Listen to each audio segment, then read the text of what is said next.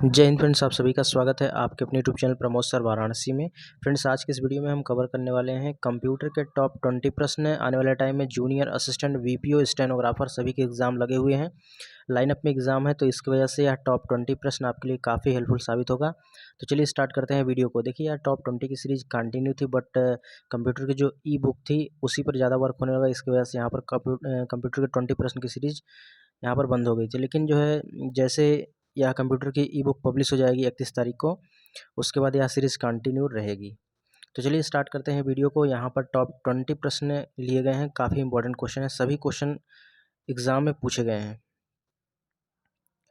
चलिए, सबसे पहला प्रश्न है, बुकमार्क का उपयोग एमएस वर्ड में किया जाता है, किसके लिए बुकमार्क का उपयोग किया जाता है? एमएस वर्ड है ना, एमएस वर्ड में बुकमार्क का उपयोग किसके लिए किया जाता है? देखिए, इसमें जितने प्रश्न लिए गए हैं सभी क्वेश्चन को आप वीडियो को पॉज करके आप इसका आंसर दे सकते हैं, कमेंट बॉक्स में बता सकते हैं आपके कितने क्वेश्चन सही हुए। तो बुकमार्क का उपयोग एमएस वर्ड में किसके लिए किया जाता है? तो भविष्य में उल्लेख के लिए, डॉक्यूमेंट में एक विशिष्ट स्थान या टेक्स्ट की पहचान करने के लिए एमएस वर्ड में बुकमार्क का प्रयोग किया जाता है। जैसे आप कोई पेज पर रहते हैं, मान के चलिए गूगल क्रोम या कुछ भी आप होता है ना, कई बार बुकमार्क कर लेते हैं, तो यानी उस पेज पर आप डायरेक्ट जा सकते हैं। तो यहाँ पर एमएस वर्ड में पूछ रहा है, तो एमएस वर्ड में बुकमार्क का उपयोग किसके लिए किया जाता है? तो भविष्य में उल्लेख के लिए, डॉक्यूमेंट में एक विशिष्ट स्थान या टेक्स्ट की पहचान करने के लिए। तो right answer option number D होगा। चलिए अगला क्वेश्चन है, कह रहा है कि माउस, डिस्प्ले, साउंड, नेटवर्क और कीबोर्ड की सेटिंग्स को माइक्रोसॉफ्ट विंडोज के किस सेक्शन से बदला जा सकता है?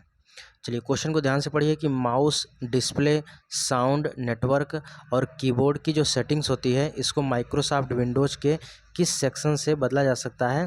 तो यह कैसे बदल सकते हैं? तो कंट्रोल पैनल की मदद से बदल सकते हैं। तो ऑप्शन नंबर बी होगा कंट्रोल पैनल। यानी कंट्रोल पैनल में आप चले जाएंगे तो यह माउस हो, डिस्प्ले हो, साउंड हो, नेटवर्क हो या कीबोर्ड की सेटिंग्स हो, वहाँ पर जाकर आप चेंज कर सकते हैं। कहाँ पर? कंट्रोल पैनल में।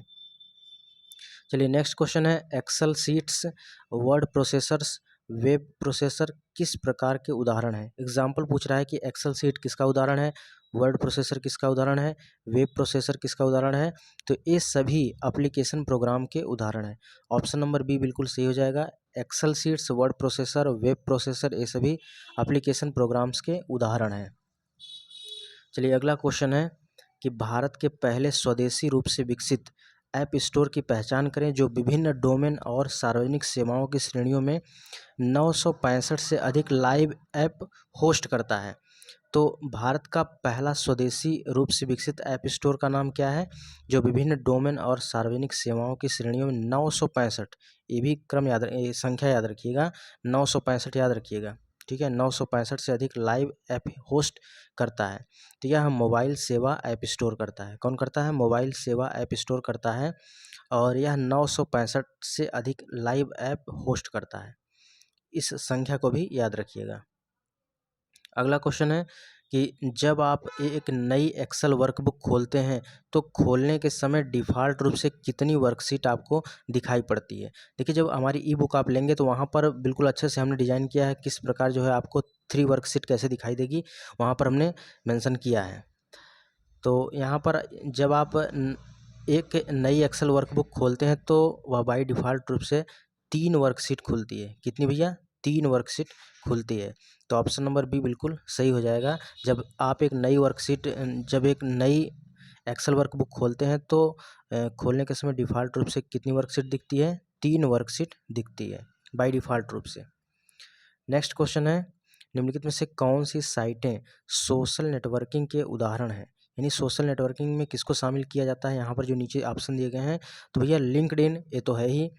पिंटरेस्ट, आप इमेज वगैरह सर्च करते हैं गूगल पे तो अभी पिंटरेस्ट के रूप में आता है ना, तो ये भी सोशल साइट्स है।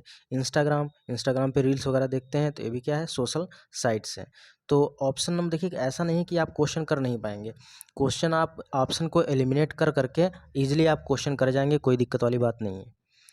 तो यहाँ पर कौन सी साइट सोशल नेटवर्किंग के उदाहरण हैं? तो लिंक्डइन, पिंटरेस्ट, इंस्टाग्राम, ये सभी सोशल नेटवर्किंग के उदाहरण हैं। अगला क्वेश्चन है, यदि आप अधिक रैम स्थापित करते हैं तो सॉफ्ट विंडोज आधारित कंप्यूटर पर क्या असर होगा? तो निश्चित रूप से जब रैम हम बढ़ा देंगे तो इसकी गति क्या होगी, माइक्रोसॉफ्ट विंडोज़ की गति क्या होगी, या धीमी गति से काम करेगा, ये तो गलत है, या तेज़ गति से काम करेगा, बिल्कुल सही है। ऑप्शन नंबर बी बिल्कुल सही है कि जब आप रैम अधिक स्थापित कर देंगे तो निश्चित रूप से क्या करेगा, कंप्यूटर फास्ट चलने लगेगा। तो यही पे कह रहा है कि यदि आप अधिक रैम स्थापित करते हैं तो माइक्रोसॉफ्ट विंडोज़ आधारित कंप्यूटर पर क्या असर होगा, तो यह तेज़ गति से काम करेगा। अगला क्वेश्चन है, कह रहा है कि एक स्टैंडर्ड पर्सनल कंप्यूटर में स्टार्ट मेन्यू क्या है। तो ये स्टार्ट मेन्यू के बारे में पूछ रहा है। स्टार्ट मेन्यू क्या है, तो यह ऑप्शन और कमांड का एक सेट है। स्टार्ट मेन्यू जो होता है ना, ये ऑप्शन और कमांड का एक सेट होता है। तो ऑप्शन नंबर बी इसको याद रखिएगा, कई बार क्वेश्चन पूछा जा चुका है, या क्वेश्चन 3-4 बार पूछा जा चुका है अलग अलग एग्जामों में। तो एक स्टैंडर्ड पर्सनल कंप्यूटर में जो स्टार्ट मेन्यू होता है, ये क्या है, एक ऑप्शन और कमांड का सेट होता है। अगले क्वेश्चन पे चलते हैं। अगला क्वेश्चन कह रहा है कि कंप्यूटर के संदर्भ में ऑनलाइन का अर्थ निम्नलिखित में क्या नहीं होता है। तो भैया ऑनलाइन का अर्थ आपको बताना है क्या नहीं होता है। तो नेटवर्क में कनेक्टिविटी की स्थिति, निश्चित रूप से नेटवर्क में कनेक्टिविटी जब रहता है तो यह ऑनलाइन ही रहता है, तो ऑप्शन नंबर ए बिल्कुल सही है। दूसरा कह रहा है, यहाँ पर कह रहा है इस पर फोकस करना है कि कौन सा नहीं है। पहले पर आप करके निकल जाएंगे, ठीक है, पहले पर जैसे क्लिक करेंगे, टिक करेंगे, निकल जाएंगे, उसके बाद क्वेश्चन हो जाएगा गलत। तो यहाँ पर पूरा क्वेश्चन पढ़ना है और अच्छे से पढ़ना है कि यहाँ पर क्या कह रहा है, कि तो इनमें से कौन सा नहीं है। तो नेटवर्क में कनेक्टिविटी ये तो है। तीसरा दिया है कि एक स्थिति जहाँ वास्तविक समय में लेन देन करते हैं। निश्चित रूप से अगर आप किसी को फ़ोन पे से पैसा भेजते हैं या कुछ भी करते हैं तो यह रियल टाइम एक्सेस होता है, यानी रियल टाइम पे आप लेन देन करते हैं। तो ये भी क्या है, ऑनलाइन का उदाहरण है। रिमोट सर्वर तक पहुंच होती है, निश्चित रूप से ये भी होती है ऑनलाइन। लेकिन यहाँ पर जो नॉन एग्जीक्यूटिव यूनिट्स है या कनेक्टिविटी की स्थिति में ऑनलाइन नहीं होता है। तो ऑप्शन नंबर बी बिल्कुल सही हो जाएगा। चलिए अगला क्वेश्चन है, जब एक से अधिक व्यक्ति एक से अधिक कंप्यूटर का एक ही समय व्यवहार करते हैं तो किसकी आवश्यकता होती है। मान के चलिए एक से अधिक व्यक्ति हैं और एक से अधिक कंप्यूटर का एक ही समय में प्रयोग करना चाहते हैं तो किसकी आवश्यकता होगी, तो यह टर्मिनल की आवश्यकता होगी। ऑप्शन नंबर डी होगा, किसकी आवश्यकता होगी, टर्मिनल की आवश्यकता होगी, यानी ऑप्शन नंबर डी हो जाएगा, टर्मिनल। अगला क्वेश्चन है कि अंकों तथा विभिन्न चौड़ाई की समानांतर रेखाओं के प्रतिरूप के रूप में मशीन द्वारा पठन योग्य कोड क्या होता है। जैसे आप देखते होंगे ना, लंबी लंबी चौड़ी चौड़ी पाइयाँ होती हैं, ये क्या होती हैं, ये बार कोड होते हैं। क्या होते हैं भैया, बार कोड होते हैं। आप शॉपिंग वगैरह करने जाते हैं या कहीं भी आप देखेंगे कोई प्रोडक्ट्स लेंगे तो वहाँ पर बार कोड दिया रहता है। तो वही कह रहा है कि अंकों तथा विभिन्न चौड़ाई की समानांतर रेखाओं के प्रतिरूप के रूप में मशीन द्वारा पठन योग्य कोड को क्या कहा जाता है, बार कोड कहा जाता है। ऑप्शन नंबर सी होगा। फ्रेंड्स अगर इसका पीडीएफ लेना चाहते हैं तो वीडियो के डिस्क्रिप्शन बॉक्स में टेलीग्राम का लिंक और व्हाट्सएप ग्रुप का लिंक दिया गया है, ज्वाइन कर लीजिए। थोड़ी देर बाद इसका पीडीएफ आपको प्रोवाइड करा दिया जाएगा। चलिए नेक्स्ट है फंक्शन कुंजी। एक विंडोज के कीबोर्ड में कई फंक्शन कार्य कर सकते हैं, इनमें से कौन सा डिफ़ॉल्ट नहीं है। भैया फंक्शन कुंजी के बारे में पूछ रहा है, विंडोज़ में कौन डिफ़ॉल्ट रूप से काम नहीं करता है। भैया F1 करता है, F6 करता है, F9 करता है, F8 नहीं करता है। तो ऑप्शन नंबर सी हो जाएगा।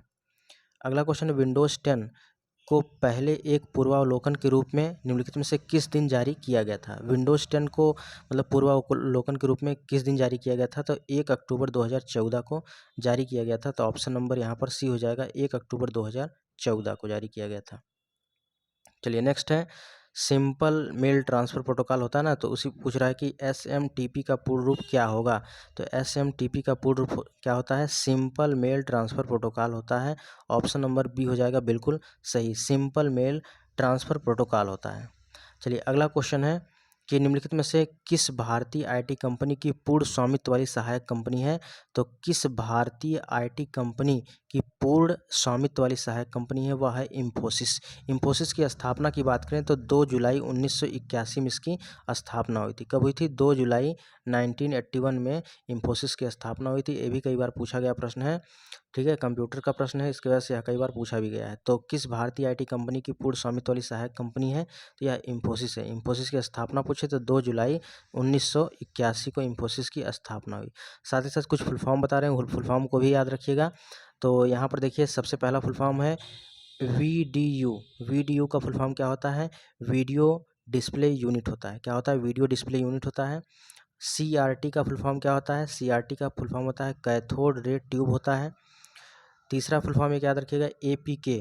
APK का फुल फॉर्म होता है एंड्रॉयड एप्लीकेशन पैकेज होता है। क्या होता है, एंड्रॉयड एप्लीकेशन पैकेज होता है। चौथे नंबर का फुल फॉर्म है, एक है एलसीडी, तो लिक्विड क्रिस्टल डिस्प्ले होता है। और अगर पूछे वीडीटी का फुल फॉर्म, तो वीडियो डिस्प्ले टर्मिनल होता है। तो इन सब क्वेश्चन को अच्छे से याद कर लीजिएगा और रट लीजिएगा, और यहाँ से क्वेश्चन आपको निश्चित रूप से देखने को मिलेगा।